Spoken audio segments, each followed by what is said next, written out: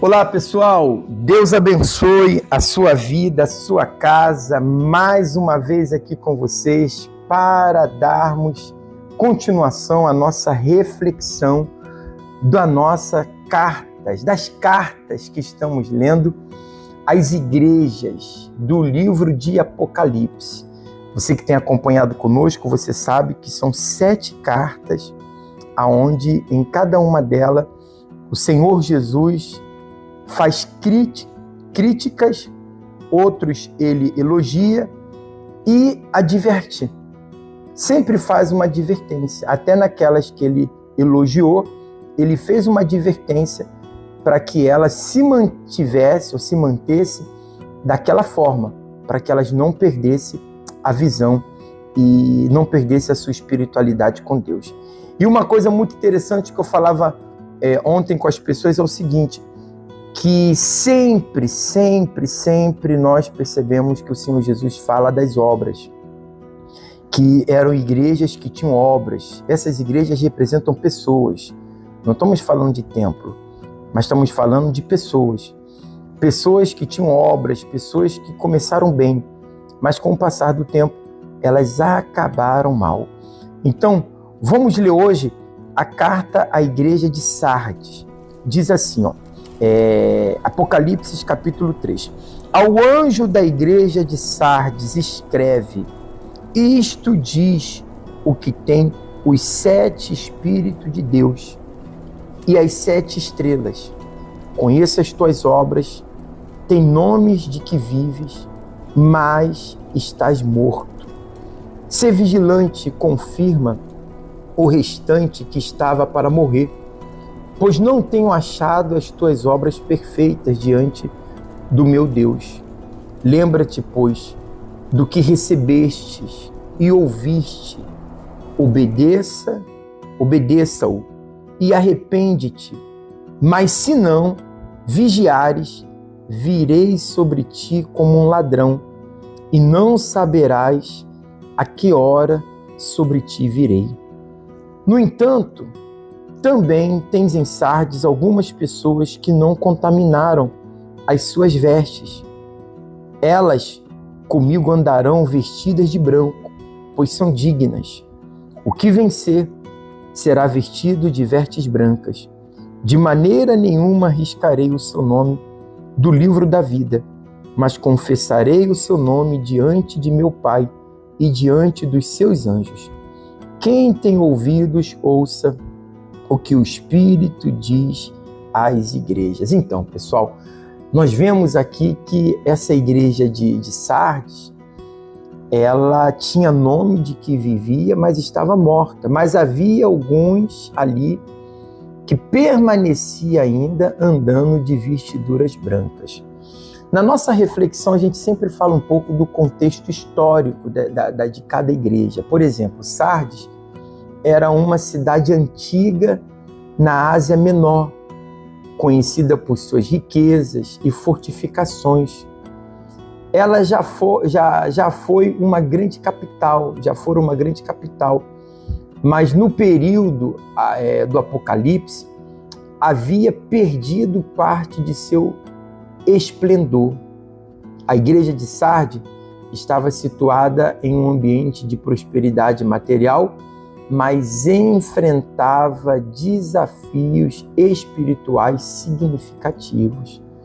Você vê que sempre estamos enfrentando desafios espirituais, porque enquanto a gente vive nesse mundo, gente, é sempre a luta da carne com o espírito.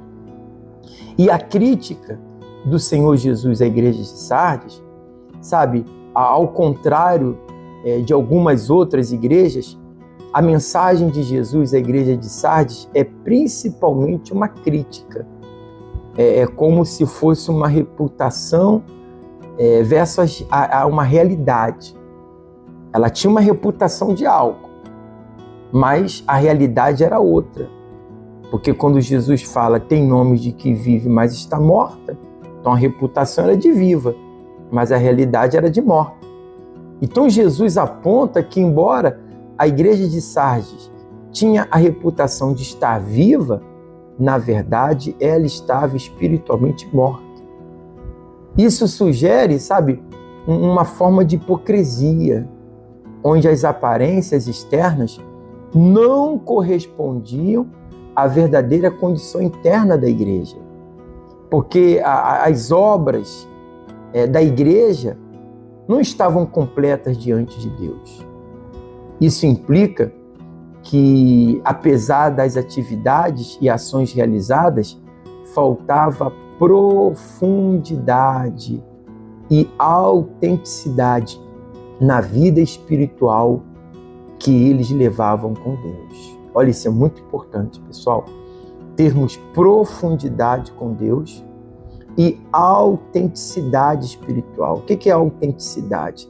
É algo genuíno, é algo realmente consolidado, algo que realmente é concreto, que está sendo feito realmente. E nós vivemos de viver uma vida espiritual assim. E Jesus dá uma série de instruções para a igreja de Sardes. Ele diz, desperta, né? Ser vigilante. Jesus chama a igreja a acordar de seu estado de complacência espiritual. Ele fala para ela se fortalecer, para fortalecer o que resta e que estava também para morrer. E ainda há o aspecto da igreja que podem ser revividos, aqueles que poderiam ser revividos, né? E Jesus os exorta a fortalecer o que ainda estava permanecendo, dizendo, né? Lembra-te, pois, do que tens recebido e ouvido. A igreja é chamada sempre a lembrar dos ensinamentos e da fé que receberam inicialmente. Agora, se a gente não guarda isso, se a gente não coloca dentro de nós o que Deus tem falado, aí fica difícil. Por isso ele disse, né? Vocês devem de manter a prática e os ensinamentos. É um chamado claro ao arrependimento e uma mudança de comportamento. Jesus adverte que se a igreja não despertasse, ele viria como um ladrão inesperadamente, trazendo julgamento. Essa imagem de vir como ladrão sugere a necessidade de estar sempre vigilante e preparado, porque a gente nunca sabe a que hora o ladrão ele vai aparecer. Verdade ou mentira? E esse aparecer aqui pode ser a volta do Senhor Jesus ou a morte. Porque quando você morrer, você vai ter que prestar conta com Deus. E como que você vai poder ser justificado diante de Deus se você estava vivendo uma vida errada? Você vai ter que prestar conta, eu vou ter que prestar conta. Então, no dia da minha morte, eu tenho que estar bem com Deus. Ou se Jesus volta agora, eu tenho que estar bem com Deus também. E a promessa que ele faz é o seguinte: aos que vencerem, Jesus faz a promessa especial das vestes brancas. Ele fala, os vencedores andarão, sabe, com vestes brancas, simbolizando pureza e santidade. As vestes brancas também indicam uma vida transformada e livre de impureza, pessoas que se purificaram. E ele também faz a promessa do nome no livro da vida, né? Jesus promete que não apagará o nome dos vencedores do livro da vida, garantindo-lhes a vida eterna. E também faz aquela confissão diante do Pai e dos anjos. Ele diz que confessará o nome dos vencedores diante do Pai e dos anjos, reconhecendo-os como seus seguidores fiéis. Olha só que glória, hein? Você ser reconhecido, andar com Jesus na sua glória, porque você não negou a sua fé, mas permaneceu firme naquilo que ele te orientou. E a nossa aplicação, eu posso dizer prática, que temos que ter é o seguinte: é a nossa avaliação pessoal. Porque assim como a igreja de Sardes foi avaliada, na nossa própria vida espiritual, sabe, precisamos garantir que a nossa reputação externa corresponda à realidade interna também da nossa fé.